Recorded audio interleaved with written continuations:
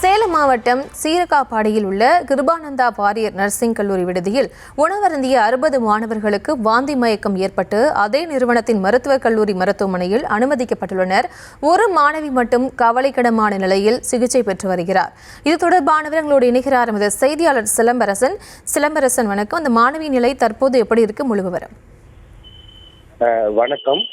சேலம் மாவட்டம் சீரகாபடி பகுதியில் உள்ள தனியார் நர்சிங் கல்லூரியில் 60க்கும் மேற்பட்ட மாணவர்கள் கல்லூரி விடுதியில் உணவு சாப்பிட்டு வாந்தி மயக்கம் ஏற்பட்டு மருத்துவமனை அதே கிருபானந்த வாரியர் மருத்துவக் கல்லூரி மருத்துவமனையில் அனுமதிக்கப்பட்டுள்ளனர். குறிப்பாக அதில் ஒரு மாணவி கவலைக்கிடமான நிலையில் தீவிர சிகிச்சை அளிக்கப்பட்டு வருகிறது.